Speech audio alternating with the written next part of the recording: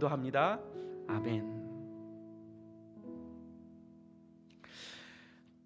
오늘 함께 보실 하나님의 말씀은 로마서 1장 16절 17절 말씀입니다. 신약성경 로마서 1장 16절 17절 말씀 우리 같이 읽도록 하겠습니다. 시작. 내가 복음을 부끄러워하지 아니하노니 이 복음은 모든 믿는 자에게 구원을 주시는 하나님의 능력이 됨이라. 먼저는 유대인에게요 그리고 헬라인에게로다. 복음에는 하나님의 의가 나타나서 믿음으로 믿음에 이르게 하나니 기록된 바 오직 의인은 믿음으로 말미암아 살리라 함과 같으니라. 아멘. 우리는 2021년을 맞이했습니다. 새해를 맞이하는 대부분의 사람들은 새로운 희망과 또 어떤 바람이 있는 것을 또 꿈꾸고 그렇게 기대하면서 나아가죠. 아마도 여러분들 한 분 한 분들도 그런 기대가 있으실 거라고 생각이 됩니다. 학생들은 작년보다 더 나은 성적을 기대할 것이고, 또 취업을 준비하는 청년들은 또 취업을 향한 또 소망과 기도가 있어질 것이죠. 그러나 사실 우리 눈앞에 펼쳐져 있는 상황은 그리 낙관적이지는 않습니다. 코로나19로 인해서 전보다 더 심각한 취업난이 있다고 다들 예상이 되고 있고, 그렇게 우리들에게 전달되고 있기 때문이죠. 그러다 보면 우리에게 주어진 이 상황이 두렵게도 되고 또 어려움을 맞닥뜨리게 되는 상황일 수도 있습니다. 그런데요, 우리는 늘 어려운 상황 가운데 살아왔습니다. 해마다 어려웠고 해마다 힘들었습니다. 우리가 살아오면서 단 한 해도 낭만적이다, 낙관적이다, 미래가 긍정적으로 예측이 된다 그랬던 적은 없습니다. 늘 힘들었고 늘 어려웠죠. 그럼에도 불구하고 우리는 늘 잘 견뎌왔습니다. 작년에는 얼마나 힘들었습니까? 그래도 우리는 늘 그렇듯이 잘 무사히 작년 한 해를 넘겨온 거죠. 그러면 이 시대를 살아야 하는 청년들, 이런 어려운 상황 속에서 참 앞을 내다볼 수 없는 이런 어려움 가운데 취업의 문도 닫혀져 있는 그 상황, 어느 때보다도 힘든 그 상황에서 우리는 어떻게 살아야 되는가? 어떠한 마음의 자세를 가지고 살아야 하는가? 관계도 사실상 많이 깨어진 것도 현실인데 이런 속에서 우리는 어떤 모습으로 살아야 하는가? 우리의 삶의 자리가 어렵다고 해서 그 어려워진 문제만 부둥켜 안고 살아가는 것이 옳은가? 과연 여러분들은 어떤 생각을 하고 계신가요? 성도님들의 상황과 환경도 마찬가지입니다. 교회의 상황도 그렇게 낙관적이지 않죠. 그런데 정말 이 어려운 상황 가운데 우리는 무엇을 붙들고 살아가야 하는가? 정말로 우리에게 필요한 것은 무엇인가? 그리스도인이라면 누구나 이 어려운 시기를 보내고 있는 그 상황 가운데 교회마다 각가지 가지고 있는 문제들이 있는데, 그 문제들이 쌓여 있고 문제들이 있다고 해서 우리가 그 문제만을 해결하면서 가야 되는가?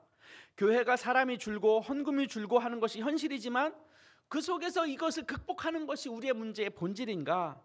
지난주에도 제가 이미 말씀을 드렸습니다. 문제 해결하는 것이 신앙의 본질이 아니라는 말씀을 드렸죠.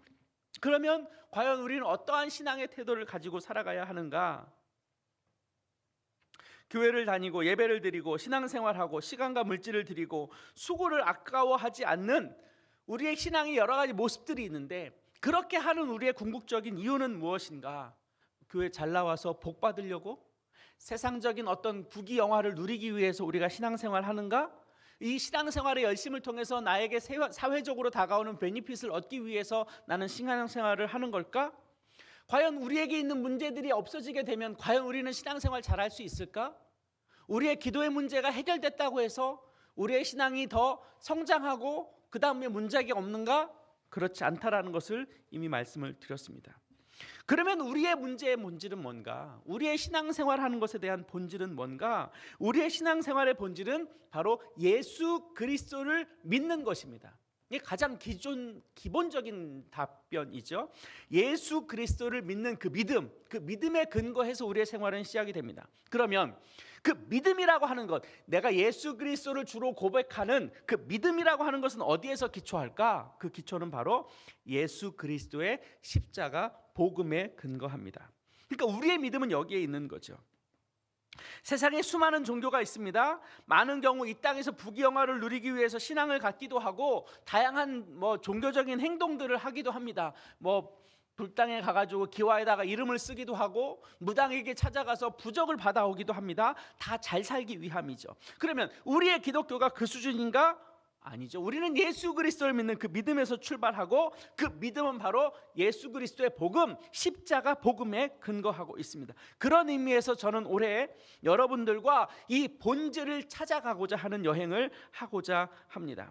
그래서 올해 저희 청년부의 주제는 복음입니다. 한번 따라 하셨으면 좋겠습니다. 복음. 복음으로 돌아가는 것. 우리의 가장 기본적인 요소인 복음으로 돌아가는 것, 그런 의미에서 오늘 본문의 말씀의 제목을 이렇게 잡았습니다. 복음의 능력으로. 복음이 과연 능력이 있는가? 과연 복음은 우리로 하여금 이 시대를 살아가게 하게끔 하는 동력이 되어주고 있는가? 그냥 복음이라고 하는 그것은 우리 안에, 우리의 삶에 그냥 액세서리처럼 하나 붙어있는 정도의 역할을 하는가? 아니면 정말로 우리의 복음이 우리의 삶을 이끌어 갈 수 있는 능력이 있는가?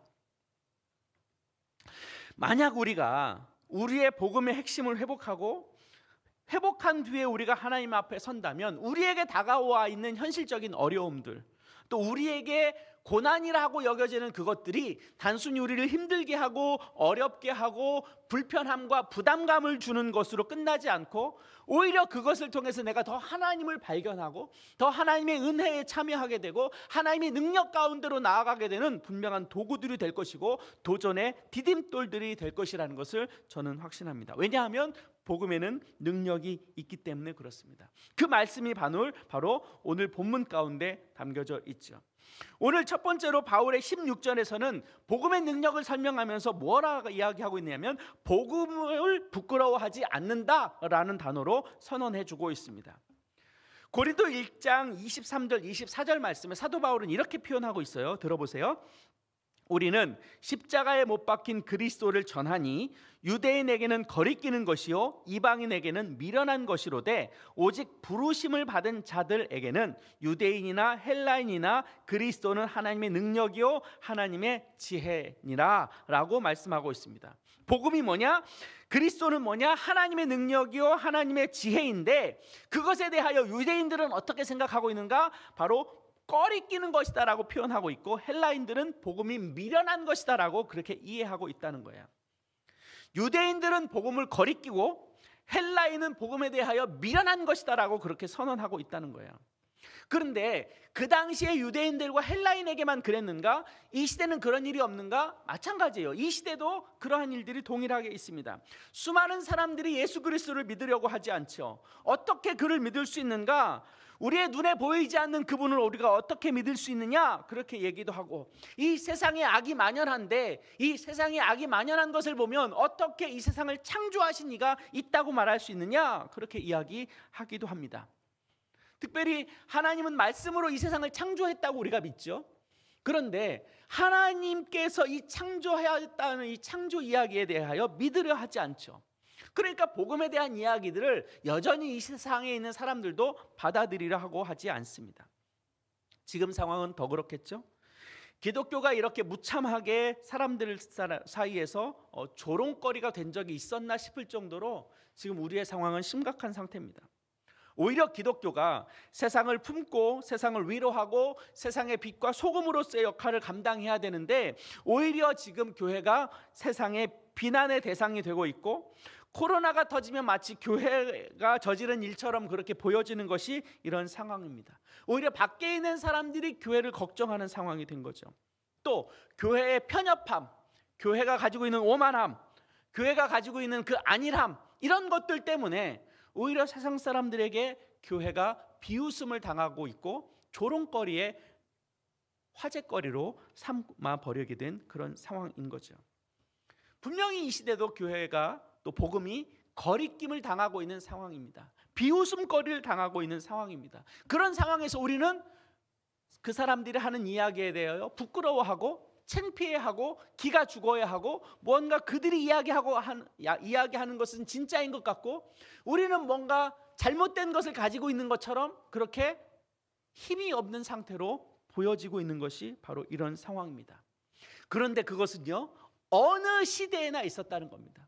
복음을 부끄러워하는 사람들도 여전히 있었고, 복음에 대하여 받아들이지 않으려고 하는 사람들도 여전히 있었고, 복음에 대하여 거리끼는 사람들도 여전히 있었습니다. 그럼에도 불구하고 성경의 역사와 초대교회의 역사를 보면 보이지 않는 하나님에 대하여, 예수 그리스도에 대하여 복음을 부끄러워하지 않았던 수많은 믿음의 선배들이 있어 왔다는 겁니다. 세상 사람들은 복음에 대하여 거리끼게 되고 복음에 대하여 창피해할 사람이 있었을지는 모르지만 끝까지 그 복음 앞에 담대하게 살아가려는 수많은 믿음의 사람들이 있었고, 그 수많은 사람들의 믿음이 지켜져 왔기 때문에 복음이 지금 우리의 손에까지 오게 되었다는 거죠. 사도 바울은 고린도전서 15장에서 이렇게 이야기해요. 만약 하나님이 계시지 않으면 그들이 믿었던, 예수 그리스도를 믿었던 그 믿음이야말로 헛된 것이다. 그 믿음을 위해 지키기 위하여 목숨까지 버렸던 그 수많은 사람들의 그 목숨의 수고는 너무 하찮은 것이 되어버린다. 그럴 정도로 우리가 세상 사람들에게 약하게 보일 거다. 그러나 복음이 과연 그랬느냐라고 하는 것이 사도 바울의 표현이죠. 복음은 한 번도 세상 가운데 무릎을 꿇은 적이 없기 때문에 그렇습니다. 자신의 목숨보다 더 소중하게 지켜왔던, 복음을 지켜왔던 믿음의 선배들이 있었기 때문에 그 복음은 여전히 유효하고, 복음은 여전히 우리의 손 가운데 있었고, 또 우리의 손을 거쳐서 다음 세대까지 복음이 전수될 것이라는 것을 우리는 믿기 때문에 그렇죠. 초대교회 안디옥 교회의 감독이었던 폴리캅이라는 분이 계셨습니다. 그는 단 한 번도 로마의 총독에 대해서 예수에 대하여 거부한 적이 없었던 그런 주교였는데요. 그 주교가 순교하기 전에 그 총독으로부터 이런 이야기를 듣습니다. 주교님, 한 번만 예수를 모른다고 하십시오. 그러면 내가 당신의 목숨을 살려주겠습니다. 한 번만 예수를 거부하신다고 하시면, 예수를 모른다고 한 번만 말만 하시면, 속마음은 그렇지 않은 걸 아는데도 그냥 한 번만 모른다고만 하십시오. 그러면 제가 주교님을 살려드리겠습니다 라고 했는데, 그때 폴리캅은 이렇게 이야기합니다. 예수님은 나를 한 번도 부인하신 적이 없다. 예수님은 단 한 번도 나를 모르신다고 한 적이 없는데 내가 어떻게 그분에 대하여 모른다고 할 수 있겠는가? 이 말을 남기고 그는 순교를 당하게 됩니다. 수많은 믿음의 선배들은 복음을 지켰고 신앙을 지켰습니다. 그 덕분에 우리는 그 복음이 우리의 손에까지 오게 된 거죠. 청년 여러분, 복음을 부끄러워할 이유가 없습니다. 우리에게 있는 복음은 수많은 믿음의 선배들의 자신의 목숨을 걸고 지켜왔던 신앙의 본질이었습니다. 그리고 그 복음은 결코 우리를 부끄럽게 하지 않을 것입니다. 폴리캅의 말처럼 믿는 우리를 향하여 우리 주님은 우리를 모른다고 하신 적이 없기 때문에 그렇습니다. 그러니 우리가 정말 그리스도인이 맞다면 결코 우리는 예수 그리스도의 십자가 복음의 사건을 부끄러워할 필요도 없고, 세상 앞에 움츠려들 필요도 없으며, 세상 앞에 우리를 스스로 부끄러워할 필요도 없고, 오히려 하나님의 복음의 능력을 가진 자라는 확신을 갖고 살아야 하는 거죠. 그러니 여러분, 그리스도인이라고 해서 쫄지 마십시오. 그리스도인이라고 해서 부끄러워할 필요가 없습니다. 그 사람들이 우리를 비난한다고 해서 복음이 우리 손에서 훼손되는 일은 없기 때문에 그렇습니다. 그러니 복음 앞에서 우리가 당당해질 필요가 있습니다. 그 복음이 우리를 이끌어갈 것이라는 것을 믿고 하나님 앞에서 우리가 당당해질 필요가 있다는 겁니다. 우리 주님은 당연히 우리를 부끄러워하지 않을 것입니다. 복음 앞에서 살아가는 우리들에 대하여 우리 주님은 우리를 부끄러워하는 것이 아니라 오히려 당신의 백성으로서 하나님의 마음을 기쁘게 해드리고 하나님의 마음을 시원하게 해드린 자로서 당당하게 하나님께서 우리로 하여금 이 세상을 살아가게끔 인도해 가실 거라는 것이죠. 두 번째로, 복음은 모든 믿는 자에게 구원을 주십니다. 17절 말씀에 복음에는 하나님의 의가 나타나서 라고 기록이 되어 있죠. 이것이 바로 우리에게 구원을 주시는 하나님의 방법이에요. 하나님께서 구원을 이루시는 방법, 그것을 우리는 하나님의 뜻이라고 표현하고 그 하나님의 뜻을 우리는 하나님의 의라고 성경은 표현해주고 있는 겁니다. 인간은 본질적으로 죄에서 떠날 수 없는 사람들이에요. 태어날 때부터 죄를 갖고 태어나고 또 살아가면서 무수히 많은 죄를 우리의 마음속으로나 우리의 행동으로나 우리의 생각으로나 수많은 반복적인 죄를 범하게 되는 거죠. 인간은 죄를 떠나서 살 수가 없어요. 그래서 죄인된 인간은 스스로 이루어질 수 없고 스스로 구원을 받을 수도 없습니다. 그런 인간을 위해서 하나님은 구원의 계획을 가지고 계셨죠.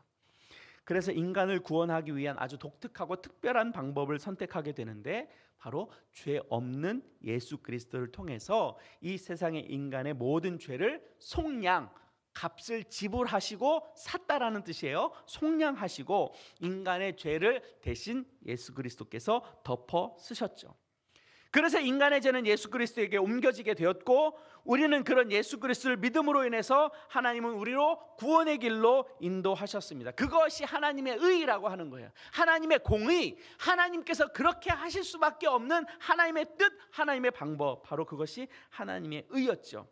예수 그리스도의 십자가의 구원의 사건을 바울은 하나님의 의라고 오늘 성경에서 표현해주고 있는 거죠. 이것이 복음의 핵심이에요. 예수 그리스도의 구원의 방편, 예수 그리스도의 구원의 십자가를 통하여 얻는 구원의 은혜, 이것이 바로 복음의 핵심이죠.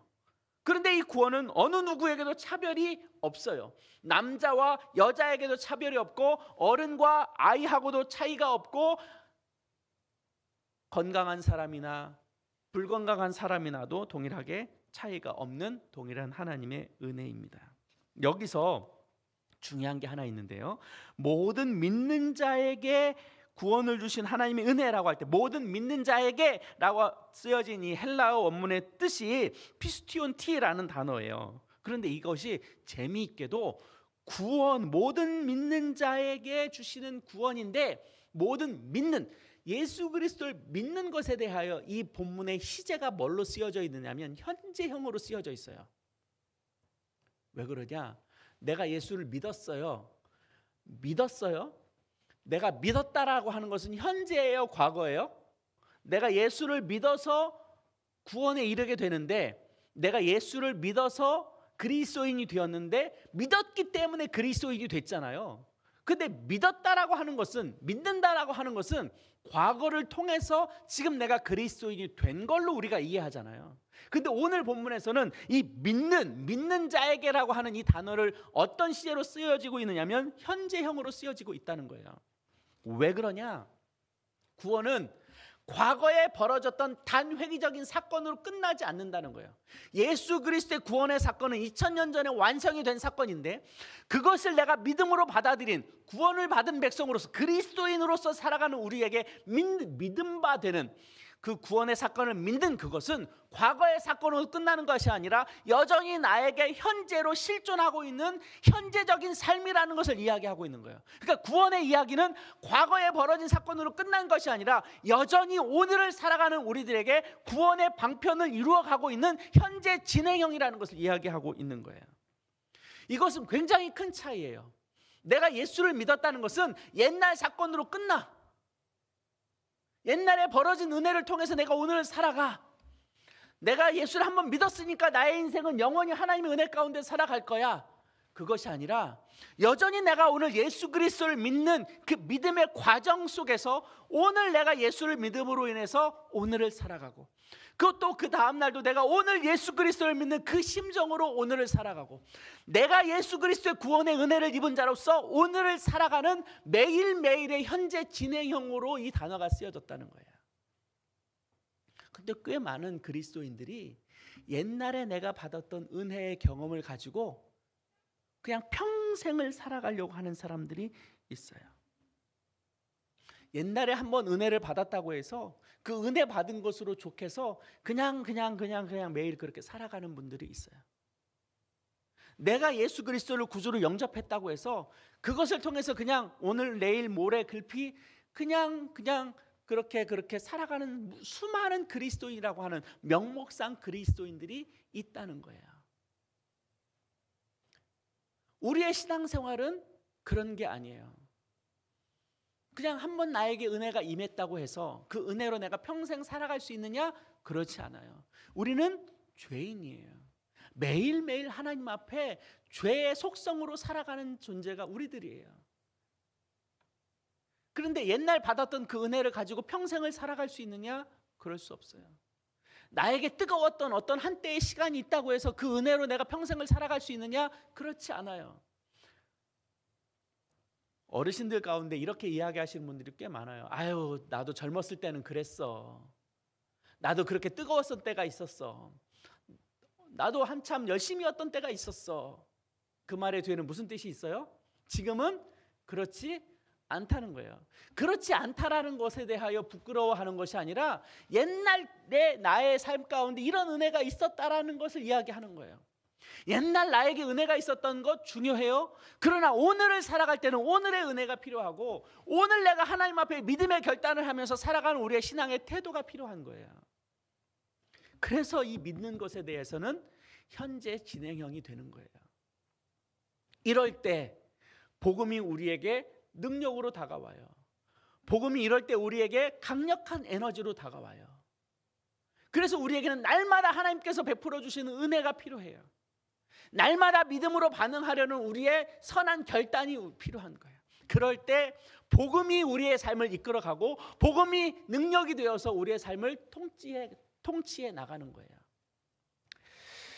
사랑하는 청년 여러분, 저는 여러분들이 한번 예수 그리스도를 믿었다고 해서 이제는 대충 살아가도 되는 존재라고 여기지 않았으면 좋겠습니다. 저는 여러분들이 다시 도전했으면 좋겠어요. 오늘 나에게 하나님의 은혜가 필요하고, 내일은 또 내일의 하나님의 은혜가 필요하고, 오늘 내가 복음의 능력으로 살았으면 내일도 복음의 능력으로 살아가겠다라는 의지적인 결단과 하나님을 바라봄과 하나님을 신뢰하고자 하는 마음이 끊임없이 우리 안에 있었으면 좋겠어요.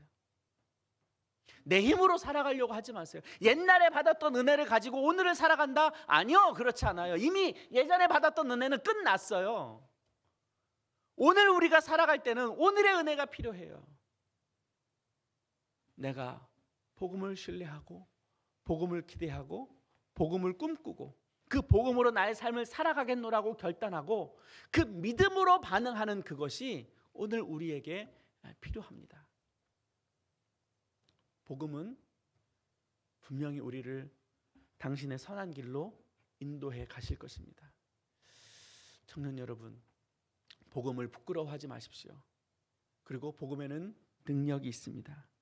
그 능력을 주시는 하나님 앞에 우리의 마음을 드리고 매일매일 믿는 마음으로, 믿음을 갈망하는 마음으로, 믿음을 고백하는 마음으로 하나님의 은혜를 구하면서 살아가는 저희들 되기를 축복합니다. 우리 시간 함께 찬양을 드릴 텐데요, 찬양하면서 함께 기도하도록 하겠습니다. 우리에게 소원이 하나 있네, 같이 찬양하겠습니다.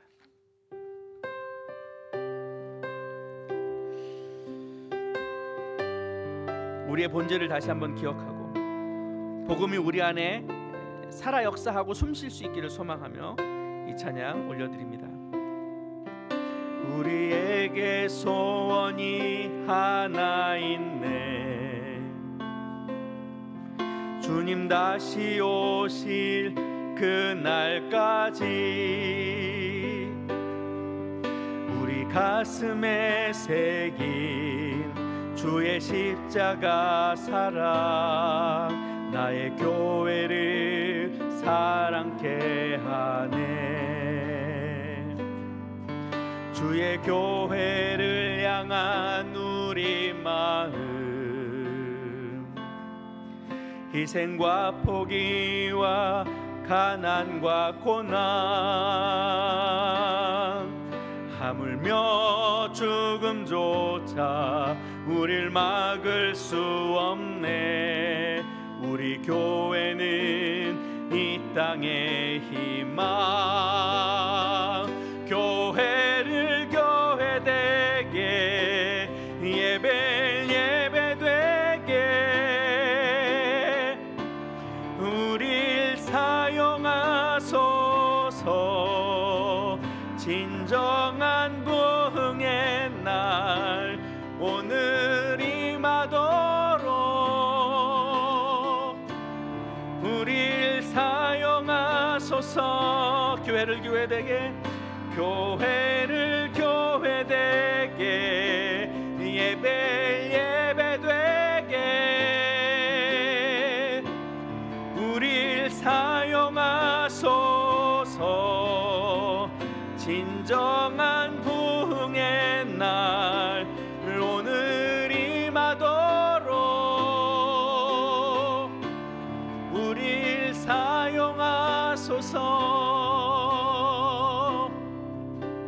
시간 말씀을 생각하시면서 우리에게 있는 복음, 하나님, 내가 복음을 부끄러워하지 않겠습니다. 오늘날까지 우리의 손에 이어져 왔던 이 복음을 나는 자랑스러워하겠습니다. 그 복음으로 내가 살아가기를 원합니다. 복음을 붙들기를 원합니다. 하나님, 오늘을 살아가는 믿음, 복음에 근거한 믿음, 그 믿음이 매일매일 나의 삶 가운데 역사하도록 인도하여 주시옵소서. 과거에 경험했던 그 어떤 것, 옛날에 은혜 받았던 것 어떤 것 말고 오늘 살아가는 하나님의 은혜 내가 소망합니다. 매일매일 하나님의 은혜 가운데로 살아가고 매일매일 우리의 믿음이 새로워지고 갱신되어지고 하나님 힘을 얻게 하여 주시옵소서. 우리의 믿음이 더하여지게 하여 주옵소서. 이 두 가지 놓고 함께 말씀을 생각하시면서 기도하겠습니다. 다시 한번 주님 앞에 뜻을 정합니다. 하나님, 우리를 오늘 살아가게끔 하는 그 힘과 동력이 어디에서 오는지, 내 힘에서 오는지, 내 경험에서 오는지, 나의 지혜에서 오는지, 아니면 주의 복음에서 오는지, 하나님, 내가 주의 복음을 붙들기를 원하고 그 복음이 우리를 살릴 것이고 그 복음의 담대함을 믿을 수 있도록 하나님 인도하여 주시옵소서. 무엇보다도 내가 복음을 부끄러워하지 않게 하여 주시고 오늘날까지 이 복음을 살아 역사하시고 움직였던 그 능력을 우리가 믿으며 하나님, 비록 지금 이 시대의 교회가 줄어들고 있고 이 시대의 교회가 움츠러들고 있고 세상 가운데 교회가 비난을 받고 때로는 조롱을 받고 때로는 비웃음을 받는다 하더라도 결코 하나님의 복음은 훼손될 수 없고 복음의 능력은 우리에게 사라질 수 없음을 나는 믿습니다. 하나님, 그 복음을 내가 믿으며 살아가기를 원합니다. 날마다 그 믿음 속에서 살아가기를 원합니다. 믿음이 더하여지기를 원합니다. 그 믿음을 통하여 내가 주의 일들을 감당하면서 살아가기를 원합니다.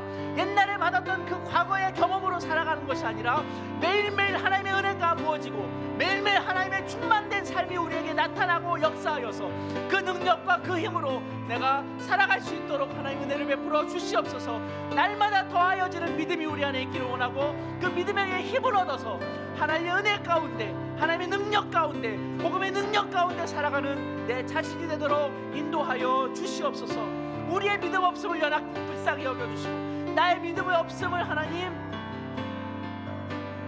긍휼히 여겨주시고 나에게 믿음을 더하여 주옵소서. 주의 능력을 더하여 주옵소서. 복음의 능력이 우리의 삶 가운데 더하여지도록 역사하시고 인도하여 주시옵소서.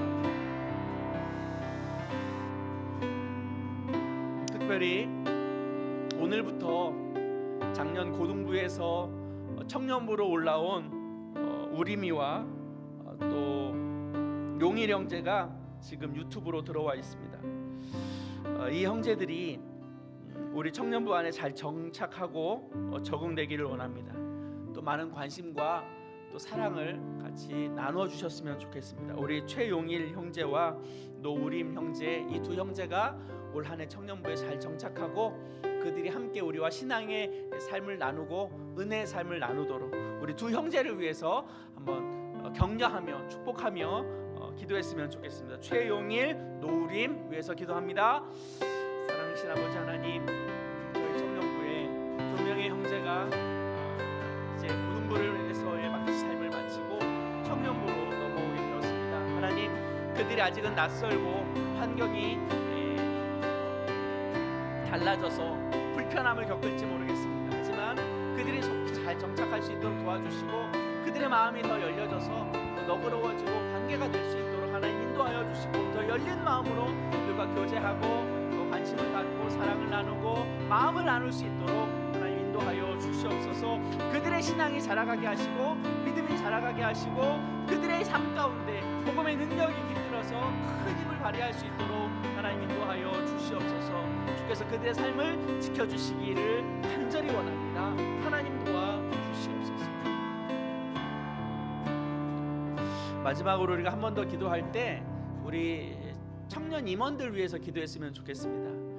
올 한 해 이제 소그룹 운동, 소그룹들을 다 하게 될 거고 또 소그룹 안에서 또 성경 공부도 하게 될 거고 또 교제도 하게 될 거고 MT도 하게 될 거고 또 여러 가지 행사들이 준비되어 있는데 그것을 다 임원들이 준비하고 세팅을 해줄 거예요.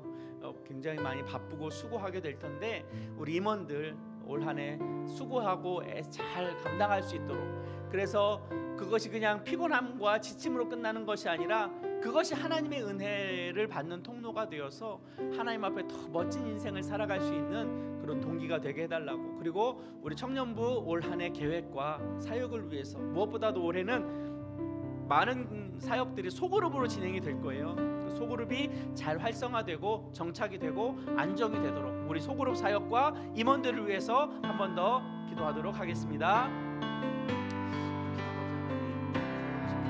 붙잡아주시고 청년들이 그들의 삶 가운데 주어진 삶을 잘 감당할 수 있도록 인도하여 주시고, 우리 소그룹들이 모여서 말씀을 나누고 교제를 나누고 기도할 때 서로 더 열린 마음으로 참여할 수 있도록 하나님 은혜를 베풀어 주시옵소서. 일들을 수고하는 임원들 감당할 수 있게 하여 주시고, 더 이것을 통하여 그들이 하나님 앞에 멋진 인생을 살아가는 중요한 디딤돌들이 되고 도구들이 될 수 있도록 하나님 인도하여 주시옵소서. 주께서 올 한 해 우리 청년부 가운데 은혜를 허락하여 주시고 길을 열어주시고 풍성함으로 나아갈 수 있도록 하나님 붙잡아 주시기를 간절히 소원합니다.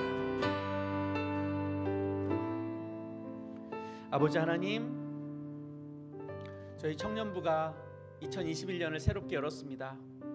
특별히 주일 3부 예배로 우리가 이 예배 공동체가 함께하게 되었는데, 다시 우리 청년부가 그전과 같이 활력을 얻을 수 있도록 각자 흩어져 있는 마음들을 불러 모아주시고 이 예배 공동체의 자리로 함께 모일 수 있도록 인도하여 주옵소서. 특별히 소그룹으로 진행되는 모든 사역들 하나님 그곳에서 활력을 경험하게 하시고 은혜를 경험할 수 있는 좋은 믿음의 통로가 되도록 인도하여 주시옵소서. 수고하는 임원들 하나님 그 수고를 하나님께서 더 좋은 것으로 응답하여 주시고, 공동체를 위하여 애쓸 때 그 애씀과 그 수고 속에 하나님의 은혜와 하나님의 풍성한 인도하심을 맛보는 우리 청년들 되도록 인도하여 주시옵소서. 우리 용일 형제와 우리 형제가 청년부에 들어오게 됐습니다. 하나님 잘 정착하게 하시고 그들의 길이 앞길이 주의 은혜 가운데 열려지게 하여 주시고, 하나님 앞에 믿음을 정하고 나아갈 때 복음을 붙들고 나아갈 때 하나님 그들 가운데 역사하여 주시고 하나님의 놀라우신 은혜가 그들 가운데 펼쳐질 수 있도록 인도하여 주시옵소서. 올 한 해 청년부가 복음으로 돌아가자는 주제로 시작하게 되었습니다. 하나님 우리에게 허락된 이 복음을 다시 한번 기억하고 이 복음을 통하여 우리가 새 힘을 얻고 새 능력 가운데로 나아가기를 원하오니 우리 청년부 가운데 성령의 은혜를 허락하여 주시옵소서. 주님께서 함께하여 주시기를 간절히 소망하옵나이다. 이제는 우리 주 예수 그리스도의 크신 은혜와 하나님 아버지의 무한하신 사랑과 성령의 풍성하신 은혜가 복음으로 나아가기를 소망하며 복음의 능력으로 나아가기를 원하는 주의 청년들 위해, 그리고 흩어져 있는 우리 청년들의 삶과 마음 위에 이제부터 영원까지 함께 하시기를 축원하옵나이다. 아멘.